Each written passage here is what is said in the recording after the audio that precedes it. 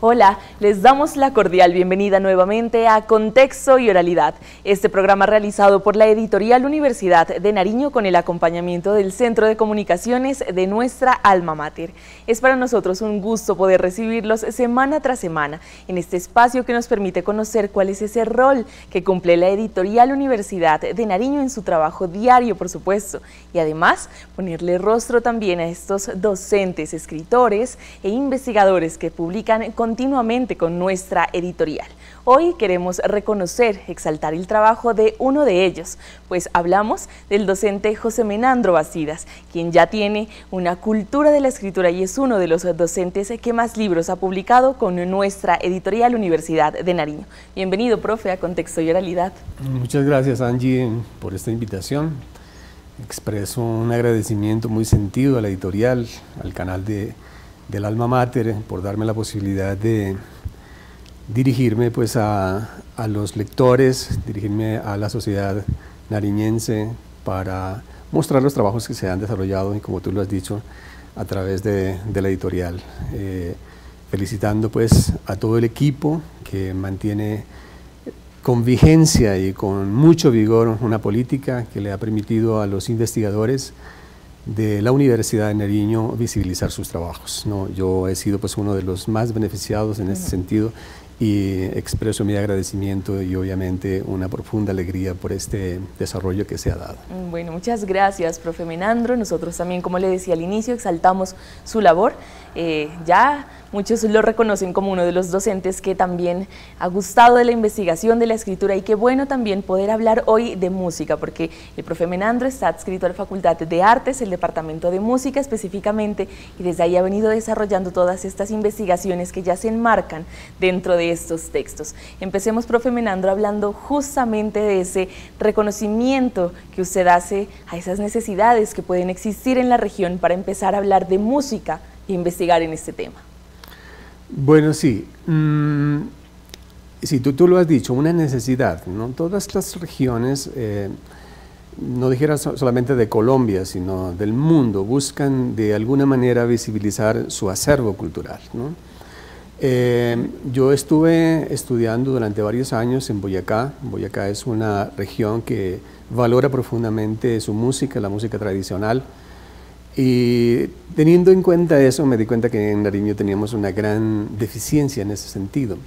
Entonces, cuando retorné y vine a trabajar a la Universidad de Nariño, uno de mis principales objetivos fue precisamente buscar ese acervo pues, que estaba allí dormido, ¿no? En una historia quieta que nadie se había, o que pues, muy pocas personas se habían preocupado por despertar. Entonces yo mismo reconocí en mi propia persona una gran deficiencia porque conocía muy pocos compositores de esta región, ¿no? Y hablando con otros colegas y hablando con personas de la ciudadanía en general, el conocimiento de los compositores pues era muy limitado, ¿no? Entonces yo dije, no, aquí hay una debilidad y tenemos que entrar a trabajar.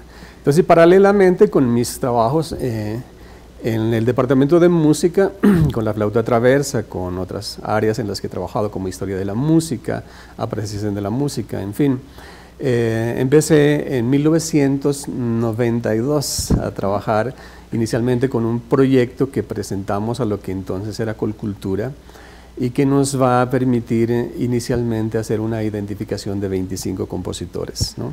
Un trabajo que duró un año recorriendo diferentes regiones de la zona andina, de Nariño, y que presenté pues ya en informe final. Veía pues una cosa que me llamó muchísimo la atención.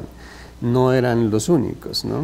Sino que pude ver que había una enorme cantidad de compositores que estaban pues allí a la espera de que alguien entrara a interesarse por ellos, ¿no? Entonces, de ahí en adelante, por mis propios medios y también obviamente con apoyo de la Universidad de Nariño, he presentado a la convocatoria de investigación varios proyectos que están relacionados con esto. De hecho, pues se han hecho publicaciones relacionadas con esa investigación. Y entonces he venido haciendo un acopio muy grande de música, de partituras recogidas desde la segunda mitad del siglo XIX pues hasta nuestra vigencia actual. Y eso pues ya es un acervo bastante considerable que le da a la región y al país pues una muestra de que no tenemos una situación acéfala en ese sentido, sino que todo lo contrario, tenemos una abundancia extraordinaria, ¿no? Entonces así iniciaron estos trabajos de investigación que en un comienzo hechos más con el amor, digamos más con la emoción que con el recurso metodológico, porque pues obviamente yo soy músico, no soy historiador. Se ha ido aprendiendo con el paso del tiempo. Y bueno, ¿cómo ha sido también esa experiencia de empezar a escribir, de empezar ya a decidirse por unas líneas de investigación? ¿Cómo ha sido ese rigor investigativo? Claro, el primer libro que se publica en 2011 es digamos, un recuento histórico de la composición desde 1860 hasta 1917.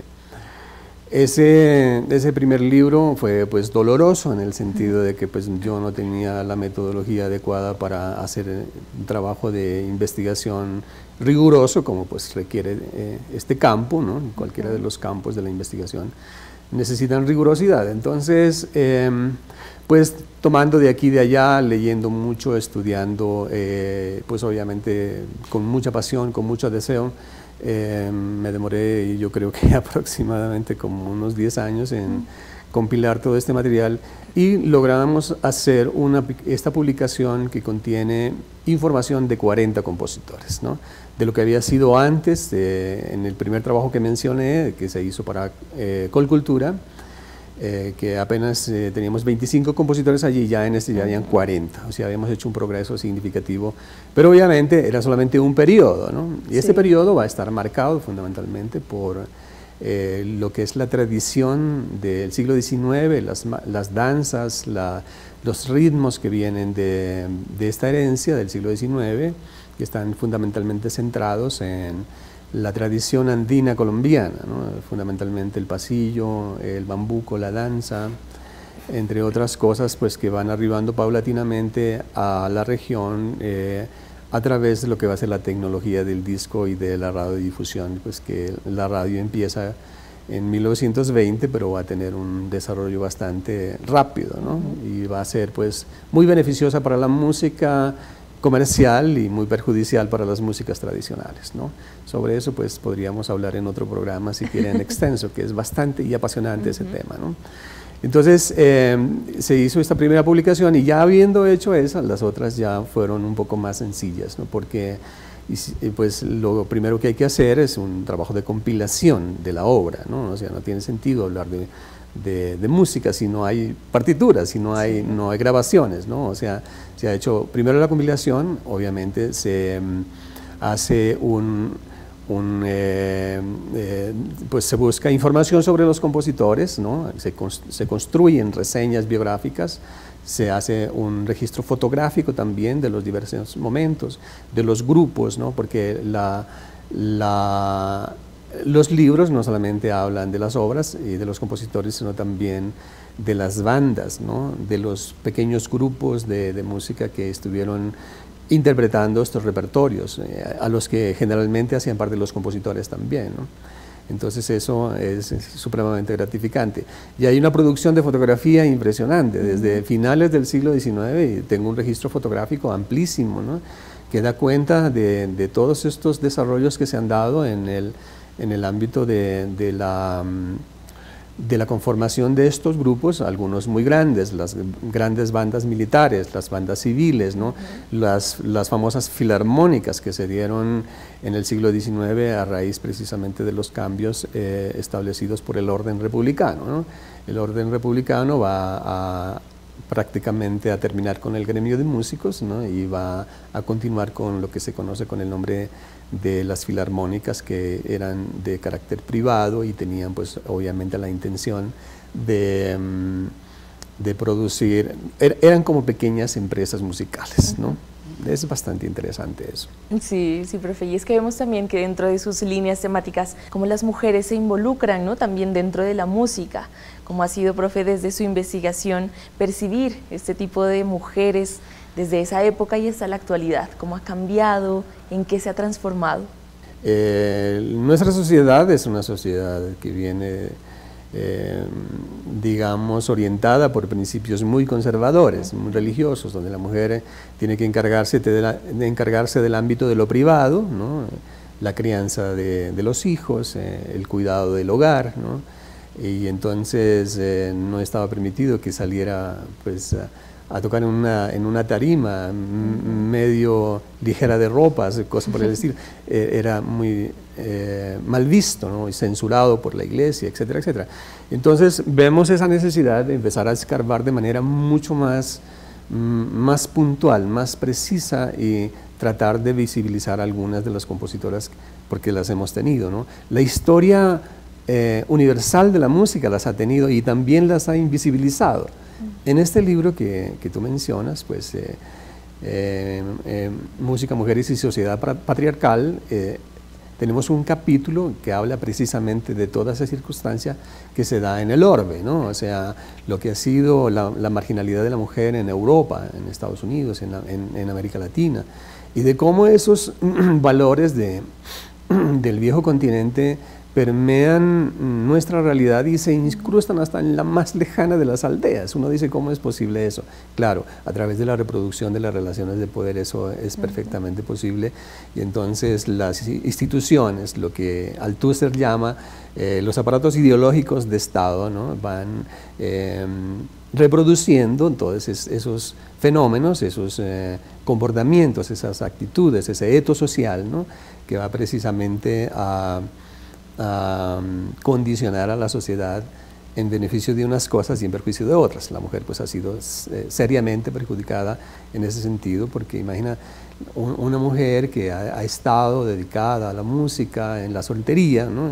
Contrae matrimonio y inmediatamente tiene que dejarlo, ¿no? Porque el marido no le gusta eso, ¿no? Y entonces lo máximo que se le permite es cantar en la misa, ¿no? Y ese testimonio lo encontramos muchísimas veces y está plasmado pues ahí en las páginas de este libro, que ha tenido cierto impacto, ¿no? Lo han comentado ya varias personas. Sí, es que de verdad que el tema es bien apasionante, ¿cierto? Y se puede seguir hablando también, como usted lo menciona. Qué importante reconocer que de los temas que usted ha tocado, profe, en cada uno de sus textos, la investigación permite seguir. Yo diría que es imparable. No tendría fin si seguimos investigando, si seguimos escudriñando, como usted lo dice, en estas temáticas de investigación. Y cuéntenos también, profe, cómo ha sido dentro de esas líneas de investigación la que a usted más le ha llamado la atención, con la cual usted se ha visto más identificado, la que le ha traído también quizá los más grandes retos o los más significativos logros. Bueno, sí. Pues yo he desarrollado fundamentalmente 3 líneas de composición. La primera, 3 líneas de investigación. La primera es la historia de la composición, que digo, pues es un trabajo un poco lineal. ¿Por qué razón? Porque tal vez entrar primero en este proceso del reconocimiento, ¿no? del acervo requiere tal vez un poco de decir concretamente, traer unos datos. El compositor nació en tal sitio, murió en tal sitio, hizo tal cosa, estudió en tal lugar, compuso tales obras, ¿no? Y eso se ha mostrado de esa forma, por lo menos en el primer libro. Ya el segundo y el tercero han sido tal vez un poco más, digamos, un poco más analíticos, ¿no? Pero hay una segunda línea, que es la línea de educación de la música, ¿no? Historia de la educación musical, que esa ya ha sido mucho más trabajada desde el punto de vista metodológico, porque ya entonces he tenido necesidad de acudir a algunas metodologías desarrolladas por la historia de los anales, por la escuela de los anales, perdón. Hacer acopio, obviamente, pues dentro de lo que es mi formación musical, pues yo no tenía posibilidades de acudir a conocimientos relacionados con la historia, porque pues eso pues lo hace un historiador, ¿no? Pero me ha tocado pues subsanar eso a través de mucha lectura, ¿no? Mucha lectura. Obviamente trabajar la hermenéutica gadameriana, trabajar la semiología de Barthes, para poder interpretar el signo que está implícito pues en todos estos materiales que se han encontrado. Y tal vez esa es una de las líneas más satisfactorias, es la de mi tesis doctoral, ¿sí? En esta línea yo he podido hacer una crítica de las ideologías, porque he encontrado que la educación musical está cruzada de parte a parte por un sinnúmero de ideologías, dependiendo obviamente de quienes han estado en el poder, ¿no? Por ejemplo, mira, Si el gobierno es conservador, el conservatismo tiene un modelo, ¿no es cierto? Y desde el punto de vista de lo que va a hacer la música, va a ser la de capacitar a las élites, no al pueblo. Sí. Al pueblo no le interesa el conservatismo, por lo menos no en el conservatismo de estos tiempos, ¿no? Y con mayor razón al conservatismo ortodoxo, que era mucho más cerrado todavía, ¿no? Tal vez los conservadores como Julián Buccelli, ¿no? Acá en esta ciudad, pues tenían una visión un poco más abierta, incluso se puede decir que tenían algunos de los proyectos liberales, eran también parte de su plan de gobierno, en fin, ¿no? Los liberales, todo lo contrario, querían la masificación de la música, la masificación de la educación musical, mientras los unos fundaban conservatorios, y aquí tuvimos en la Universidad de Nariño una escuela de música que empezó en 1938 y culminó sus labores en 1965. Va a esperar 15 años antes de que se abra el programa de música que tenemos en este momento, sí. ¿No? Entonces, ellos buscaban fundamentalmente la capacitación de las élites, ¿no? Una escuela estudia muy poca gente, ¿no? Digamos, estudia 200 personas, con mucho presupuesto podrían capacitar a unos cuantos más, pero requieren mucho presupuesto, porque obviamente hay que comprar instrumentos, los pianos son costosísimos, había que traerlos de Europa, ¿no? El instrumental de cuerda igualmente, había que traerlos de Alemania, etcétera, etcétera, ¿no? Y los liberales van a decir otra cosa, ¿no? Van a querer capacitar musicalmente a las masas, ¿no? Y estoy hablando de los proyectos educativos de la segunda mitad del siglo XIX, ¿no? Que van a ser vigentes hasta muy avanzado el siglo XX. Entonces ellos van a fundamentar la educación musical en el canto, ¿no?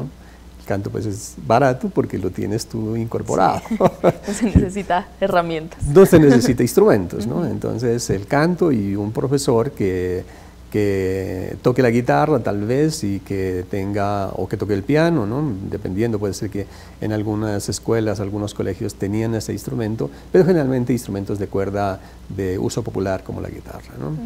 Y entonces los unos van a buscar eso y los otros otro. Entonces, date cuenta que hay una enorme cantidad de ideologías que van a estar allí inmersas en eso, ¿no? Y que van a determinar el orden de los desarrollos del arte y pues obviamente estamos hablando de la música y eso va a llevar digamos, va a tener unas consecuencias también, ¿no? Y esas consecuencias pues tal vez habíamos tenido la posibilidad de hablar sobre ellas en el programa de radio que grabamos antes, ¿no? Acerca de lo que va a ser ya en el siglo XX, involucrar todas estas ideologías de carácter fascista que van a venir de Europa y que van a encontrar asilo en estas tierras escarpadas de Nariño, ¿no? Así es.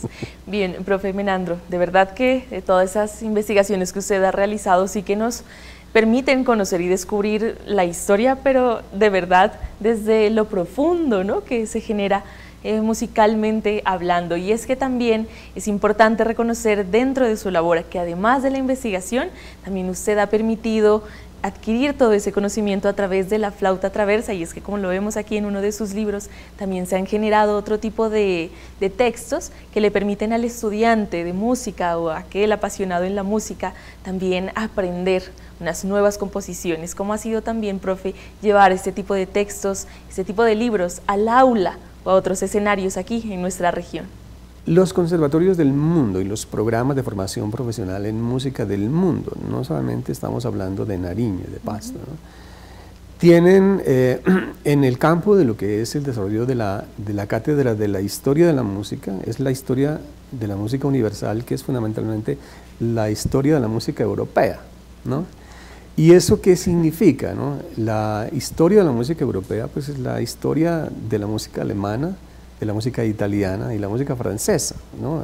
De la franja centroeuropea fundamentalmente. Y que ellos pues obviamente haría mal yo en decir que no hago un reconocimiento de ese trabajo, porque es que tal vez estos países, ¿no? Todos los países germanos, ¿no?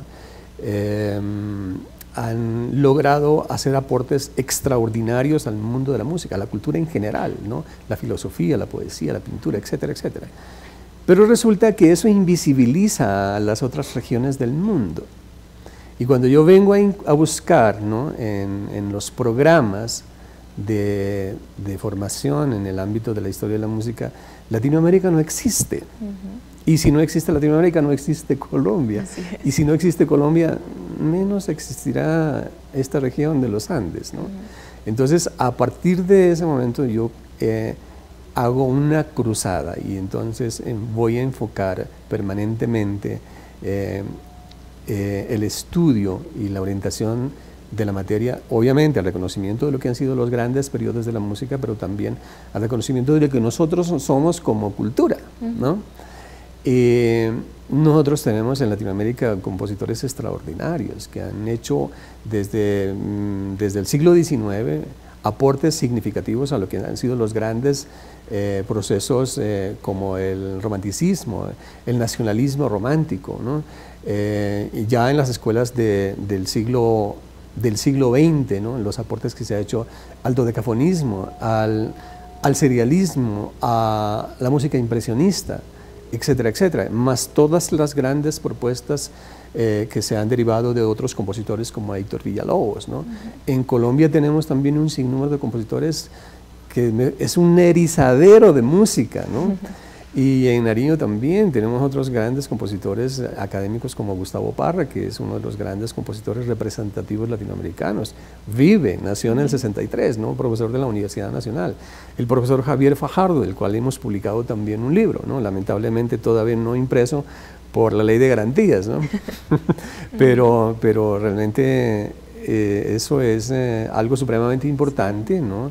Yo les digo a mis estudiantes, ustedes tienen que tomar estas banderas porque son las banderas de ustedes mismos, no son las banderas que nos llevan al reconocimiento y a la valoración de lo que somos, porque una cultura que no se valore, una cultura que no se reconozca a sí misma, es una cultura completa y absolutamente pobre, ¿no? Y digamos, una cultura que no permite ningún nivel de orgullo, ¿no? Yo no digo, el orgullo puede ser algo enfermizo, ¿no? Puede ser algo tal vez desagradable, pero cuando yo me siento orgulloso de mi región porque encuentro que en ella se ha producido una enorme cantidad de repertorios, ¿no?, y que tenemos una enorme cantidad de compositores, llena mi espíritu de autoestima. Ese es mi objetivo fundamental. Bueno, profe, de verdad qué gusto escucharlo hablar con tanta motivación, con tanta pasión también por llevarle a cada uno de sus estudiantes esa misma motivación y esa misma inspiración para que ellos también, como usted lo ha dicho, acojan esas banderas y sobre todo reconocer que para avanzar hacia el futuro, ya nos los han dicho, es necesario, es importantísimo reconocer el pasado y por supuesto la historia. Así es que ese es nuestro mensaje para hoy. Profe, usted, como ya lo decíamos desde el comienzo de nuestro programa, es uno de los docentes que más libros ha escrito dentro de nuestra editorial. Varios de música, de historia y así, de estas temáticas. También se siguen escribiendo de otro tipo de textos. Es por eso que a continuación vamos a conocer cuál es la novedad editorial para esta semana. Bien, dentro de nuestra novedad editorial, hoy conoceremos el libro La libertad de contratación y sus límites en el Estado Social de Derecho, un libro escrito por Mario Fernando Muñoz Ágredo, de la Facultad de Derecho de nuestra Universidad de Nariño. Un libro importante, recomendarlo a todos los estudiantes adscritos a esta facultad, que les va a permitir y por supuesto ahondar en esa temática de la contratación, bastante importante dentro del derecho. Así es que, profe, para que usted pueda conocerlo, como ya le decía, son varios los textos y los temas de los que se siguen investigando y los que se siguen publicando. Así es que qué honor haberlo tenido en este espacio, profe, y que sea usted el ejemplo para muchos también, para que podamos seguir escribiendo y publicando dentro de nuestra universidad. Claro, pues este libro pues es la expresión de que nuestro pensamiento universitario es múltiple, o sea que pertenece a múltiples disciplinas y obviamente pues yo felicito al profesor Muñoz. Espero tenga muchos éxitos con esta obra que se ve muy interesante. Y espero pues que continúe con el desarrollo de estos trabajos y tenga la posibilidad de publicar muchos libros más que van a ser de muchísimo beneficio para el derecho en nuestra región. Muy bien, profe, muchísimas gracias. Agradecidos con usted por este importante espacio, así es que también le auguramos muchos éxitos para que sea usted también quien nos permita seguir leyéndolo y, por supuesto, dando a conocer toda esa historia de la que usted mismo ha sido partícipe a lo largo de sus investigaciones. Muchas gracias, Angie. A ustedes, igualmente, agradecerles por acompañarnos en este espacio en Contexto y Oralidad, el programa realizado por la Editorial Universidad de Nariño, que semana a semana les da a conocer a cada uno de sus autores y, por supuesto, sus publicaciones. Nosotros nos encontraremos la próxima semana para seguir conociendo qué otras apuestas surgen desde la Editorial Universidad de Nariño. Apasionate por escribir. Hasta pronto.